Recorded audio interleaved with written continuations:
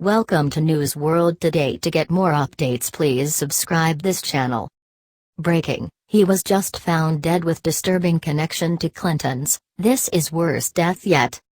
The body count that keeps accumulating around Hillary Clinton has reached epic proportions. Anyone who knows her or something about her is not safe, as their time of unfortunate fate could strike at any time, and these fatalities cannot be ignored. It's another day and yet another dead body has been found under extreme circumstances. The cause of death seems to be from knowing and exposing who Hillary Clinton's cash man was. It was probably her most tightly kept secret yet, and one she didn't want out, no matter who she had to kill to keep it silent. Last week, we reported about a prominent surgeon who exposed what seemed to be Clinton corruption in Haiti, with the funds that went there for relief but ended up being used for other things unrelated to the devastation in that third world country. Dr. Dean Lorich was found dead in his pricey New York City apartment by his 11-year-old daughter, in what mainstream news said was suicide. However, he had been stabbed in the chest as the mode of death, suggesting that perhaps it was actually homicide instead of a self-inflicted death. The way he died would have been particularly difficult to do to himself. Furthermore, when his daughter found him and called for help, she reported it as an assault, a fact that Democrats are desperate to hide.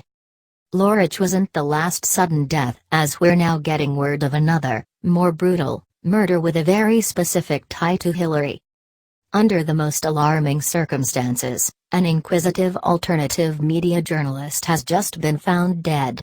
The timing was perhaps not ironic, given that he had just exposed corruption within billionaire liberal financier to all things wrong in America, George Soros and his organization. Baker Rabbani had investigated and exposed the well-known far-left group that operates and runs completely on Soros funds, who also happens to be a friend and confidant of Hillary's. She had benefited a great deal off his corruption, and now the man who worked to reveal their secrets is dead as of Friday night. The cause of death is still unknown, but several theories about it have spread on the internet. The death occurred within hours after Baker Rabbani had released a movie in which visited the home of multimillionaire Robert Taskberg. Just before Rabbani's mysterious date, he announced that he would release more information about evidence he had uncovered during his investigation. Baker Rabbani became famous when he went home to Express's Thomas Matson and Diamond Salahu earlier this year to ask questions about their journalism. Rabbani filmed the visit, but neither of the two people he visited dared open the door. He then uploaded the clip online, which became a viral success. Baker Rabbani then continued his journalism through the Megaphone Project. Recently, he released the documentary series In the Shadow of the Shadow, which deals with rapes that affect Swedish women. He also infiltrated an extremist connected to the Nordic resistance movement's demonstration in Gothenburg on September 30th.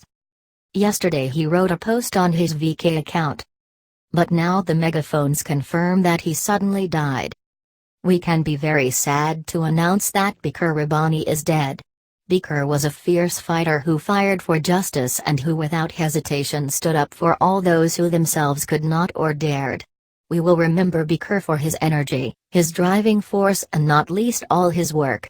We currently do not know the causes of death, and the spread of rumors is great. So long as information is available, we can only donate our thoughts and condolences to Baker's family and relatives in this difficult time, he writes on Facebook. Baker Rabbani's last project was a review by Robert Taskberg, director of Left Extremes Expo, a left-wing extremist organization dedicated to registering people on the right-hand side. Rabbani had, among other things, made a home visit to Taskberg, which, however, would not be interviewed.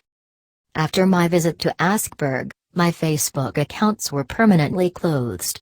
This has never happened before. And the text below the report was deleted everywhere on Facebook. Our website has also been under attack. The report will be coming soon, and probably the first ever to review Taskberg. Look out for the days and spread as much as you can, wrote Baker Rabbani in a blog post on December 7.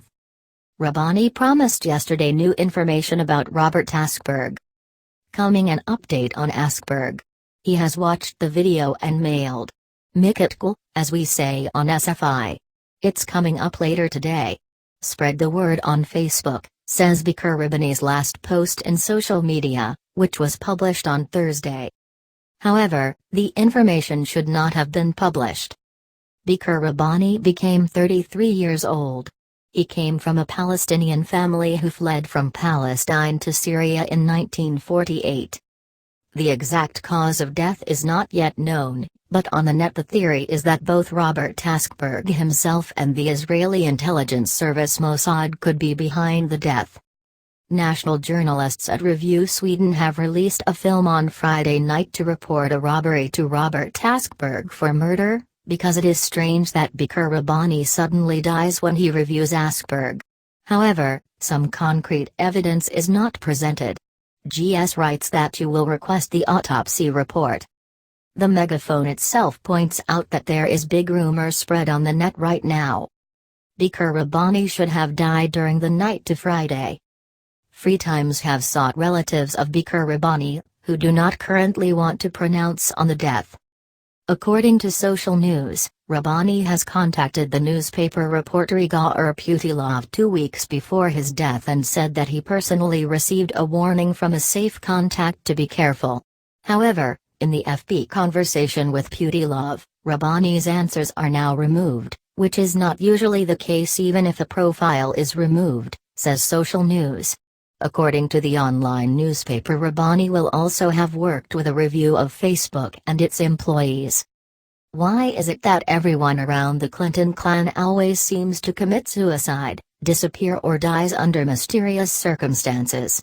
There are two answers to this dilemma: either the Clintons themselves are responsible, or they are the luckiest people in the history of the universe. And I don't know about you, but as for myself, I don't believe in luck.